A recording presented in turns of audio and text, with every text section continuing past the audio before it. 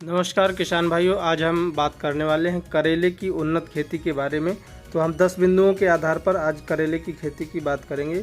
तो पहला है उपयुक्त मिट्टी, जलवायु और तापमान, उन्नत किस्में, खेत की तैयारी, खाद एवं उर्वरक कौन सा डालें, खरपतवार नियंत्रण और सिंचाई, रोग नियंत्रण। और 10वां बिंदु है उत्पादन कैसे बढ़ाएं। ये महत्वपूर्ण बिंदु है किसान भाइयों।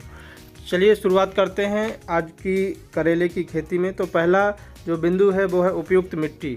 उपयुक्त मिट्टी तो करेले की खेती के लिए बलुई दोमट मिट्टी होना चाहिए। उत्तम जल निकास वाली मिट्टी अच्छी मानी जाती है और जिसका पीएच मान 6 से 8 के मध्य होना चाहिए किसान भाइयों। जलवायु की बात करें तो शुष्क और गर्म जलवायु की आवश्यकता होती है करेले की खेती के लिए। तापमान की बात करें तो इसके लिए गर्मी का जो मौसम है, ड्राई जो तापमान है वो ज़्यादा अच्छा रहता है। गर्मी के सीज़न में ज़्यादा होती है, सर्दियों में भी उत्पादन मिलता है लेकिन कम मिलता है।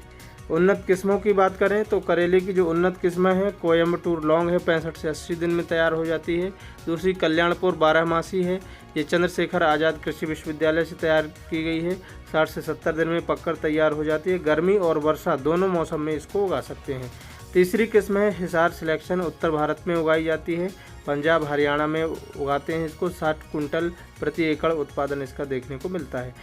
अगली है पूसा विशेष, 55 से 60 दिन में इसमें फल आ जाते हैं और 60 कुंटल प्रति एकड़ उपज मिलती है। हाइब्रिड किस्मों की बात करें तो अमन श्री किस्म करेले की सबसे अच्छी किस्म है जो इस समय अच्छा उत्पादन देती है और इसके एक एक बीजों की बुआई करते हैं और उत्पादन इसका अच्छा मिलता है किसान भाइयों। इसके अलावा हैं पूसा दो मौसमी और कोंकण तारा, ये एक्सपोर्ट पर्पज़ के लिए अच्छी वैरायटी है। और इसके अलावा है फुले ग्रीन गोल्ड, ये हाइब्रिड वैरायटी है। तो इन वैरायटी को आप लगाकर अच्छा उत्पादन ले सकते हैं किसान भाइयों। अब इसके बाद हम बात करें तापमान की। यदि बात करें तो 40 डिग्री सेंटीग्रेड से अधिक तापमान नहीं होना चाहिए किसान भाइयों। खेत की तैयारी की बात करें तो एक गहरी जुताई गर्मियों में कर दीजिए, जिससे जो खरपतवार के सीड होते हैं वो गर्मी की तेज़ धूप के कारण मर जाते हैं, नष्ट हो जाते हैं और जो अंडे होते हैं कीड़ों के वो भी बाहर निकल आते हैं और उसको पक्षी खा लेते हैं। तो इस प्रकार से आप एक गहरी जुताई करें। 1 से 2 साधारण जुताई करने के बाद पाटा चलाकर खेत को समतल कर लें, फिर बेड बना लें।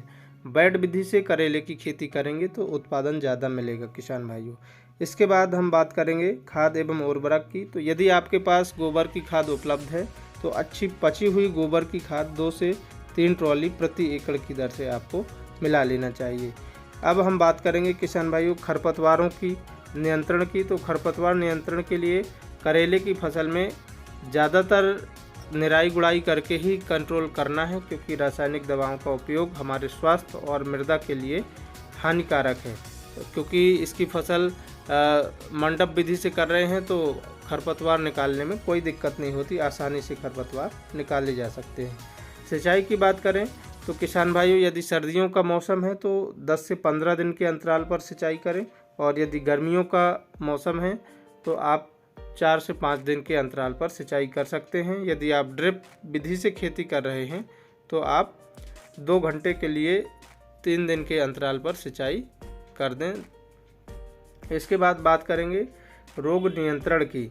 तो करेले की फसल में किसान भाइयों ज़्यादातर जल भराव की यदि समस्या है तो उसके कारण जो डैम्पिंग ऑफ की समस्या आ जाती है, जिसके कारण हमारे करेले की फसल के जो पत्ते हैं वो पीले पड़ने लगते हैं और फसल खराब हो जाती है।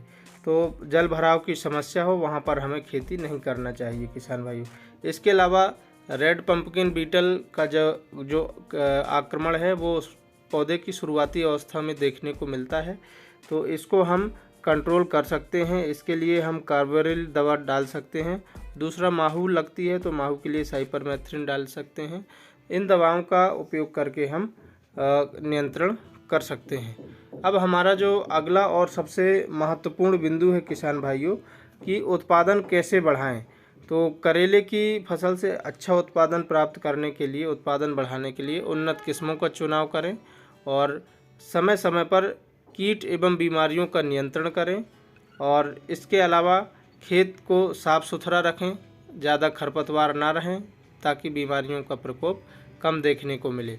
और हमेशा मार्केट और लोकल डिमांड के अनुसार ही हमें खेत की जो तैयारी है या खेत की खेती है वो करनी चाहिए, जिससे हमारा मार्केट रेट अच्छा मिले और हमें उपज अच्छी मिले, प्रति एकड़ हमारा जो उत्पादन है वो अच्छा देखने को मिले। तो आज के इस वीडियो में बस इतना ही। किसान भाइयों, मिलते हैं अगले वीडियो में एक नई जानकारी के साथ।